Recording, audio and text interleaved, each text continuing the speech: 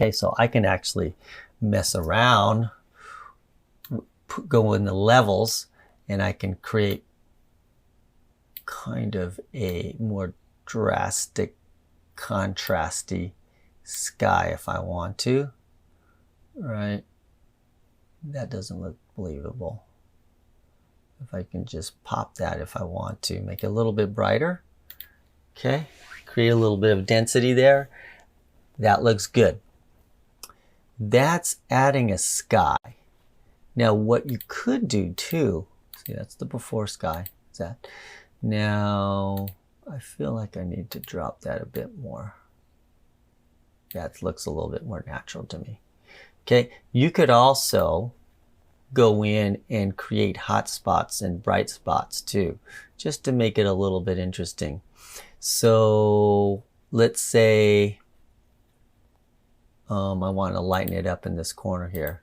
And usually when I do this, I use larger brushes. I can brighten it up there. And so sometimes I just like to make, so it's not all consistent, you know, so when you have the same tone across the entire image, it doesn't look interesting. But if you kind of put some brightness and darkness and vary that kind of feel to it, then it has a bit more interest in the photo. And again, it's like painting, you know, so it's kind of, I had to learn how to do this. It wasn't something that just, overnight it came to me, because I naturally, I'm not a painter, I'm a photographer. But just experimenting throughout the years, I've kind of learned how to do that, and it just makes the photo interesting. Okay, so there you have it. All right, so now let's add some sharpness to this, right? And this gives you this little extra oomph. And some people ask me like, Scott, when I look at your photos, it looks so darn sharp. Like, and you shoot in JPEG? Wait, that's crazy. I go, yep. And it's my crystal clear, right? That adds that detail. So what it does is it creates a gray tone. Then it does a high pass, and then you're able to adjust the high pass for the detail and then overlays it. So let's hit that and show you what's going on. And so now I can look at this detail here in the sharpness, right? If I go too crazy like that, it's going to look weird. But what you want to do is bring it to the point where you just see a bit of detail there. That could be too much, but I'm just going to use it. Okay, now it's just got that extra layer of oomph to it. Just boom. See that? Let me just tighten that up a bit. Boom. That extra sharpness that just puts it over the top. Now, you can go down and adjust that opacity too, right? And a lot of times I don't put it all the way at 100%. I just kind of bag it off a little bit. You can see, look at the eyes, the sharpness in the eyes. Gives all that detail just a little bit more oomph for that sharpness, and it adds a lot. And so another reason why I shoot JPEG is because I can get a lot of what I lose back with using Photoshop. So Photoshop is kind of makes up for not shooting in RAW, and it gives me, because I can add information with Photoshop. And so this way I only make the files large according to the photos that I edit, and the ones that I don't really edit, I don't care about. So why should those photos that I don't edit be super large in size, wasting space? So to me, this makes it a bit more efficient. I shoot it in JPEG. I bring it into Photoshop, just the photos that I want to edit, and then I make it a TIFF, which makes it a large file. And so I've got lots of information there. I can add information in Photoshop And yes, it's a large file when I'm finished with it, but it's only the photos that I have selected, not all of them. When you shoot in RAW, all of them are large. But when you do it this way, your photos are, the large photos are the only ones that you edit. Okay, so what I'm going to do now is, I'm looking at this, I just want to darken that down a bit and bring some attention to the face. What happens when I darken that face? Just a bit. There we go. Okay, I really like how this came out, right? So let's show you the before. See that?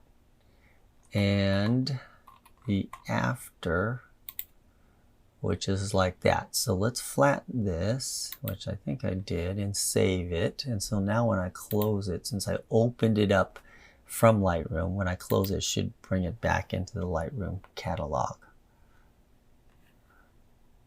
And then I don't need this layer of sky anymore. I can get rid of that. And let's bring up Lightroom.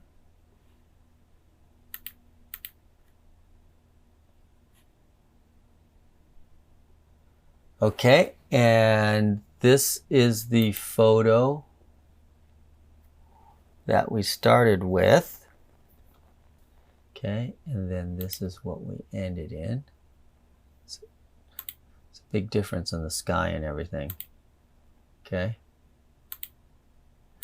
I could also bring it into some other programs to give it some textured effects, but that's how you add a sky manually.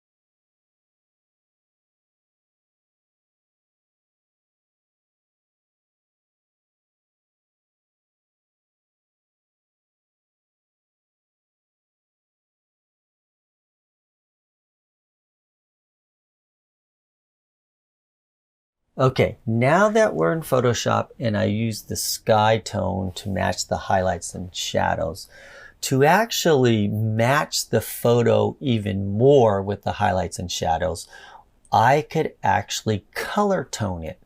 Now I have some color tone options over here on the right hand side. I have a blue and a yellow, a purple and a yellow, a brown and a yellow. And so the darker color, so if I select this blue and this yellow here, what it does is it matches the tone. So it adds a yellow across all the entire image. So wherever there are highlights, it's going to add this yellow tone in there, further kind of meshing that photo together. Same thing with this blue. Wherever there's dark shadows, it's going to add blue to. So I'm going to have blue here in this image, part of the image. I'm going to have blue in the sky. I'm going to have blue in the Eiffel Tower. And so all the tones match. So after I add a sky, I like to go in and add these highlight and shadow effects that I have. And so now I can further adjust these too. So like the yellow, if I wanted even more yellow, I want less yellow, I can kind of do it according to the style that I like. Here's the blue. I could add more blue. I could take the blue away, but it blends the tones in even more. So let's try another one. That one's okay. Let's see. Let's try a purple yellow. Okay.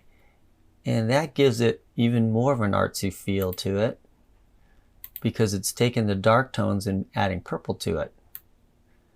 And so you can create your own tones here. These are just actions that I created, but you can pop in different colors here. And if you wanted to pop in a different color, let's say you wanted to make this orange. So what you could literally do is choose a new color. Okay, so let's just choose, let's say I wanted to use more of an orangish feel to it, an orange yellow. Let's say I wanted to use, well, let's just be really aggressive. Let's say I wanted to put orange there. I could put orange in my foreground here, right? And then I could take this layer and I could fill it. I could select all. So basically what I'm doing, let's just bring this up to 100%. Okay, I could take all, right? The entire thing, which is Command A, and then edit, fill, foreground. So I'm looking to fill it with the foreground color, which is this orange here. Okay, so now I have orange, and it's going to totally give me a different look. And you can experiment around with these things. Right, I'm taking that down to 0 and adding a bit of orange there. Okay, maybe you want more of a sunset feel or something. I don't know. You can have fun with it. You can change the highlight, and you can change the low tone. You can make your own custom color scheme. And so for me, when I have these set up, and I produce these colors exactly the same across all my images, I start to develop a signature color tone feel. And people start to recognize your images by this color tone that you're doing. So I kind of like this. Right? And see how that looks? Just opens that up, and it'll open the dark area up too, because now instead of using black in the dark area, you're using a purple, which is lighter in color, and now you get more detail in your darks.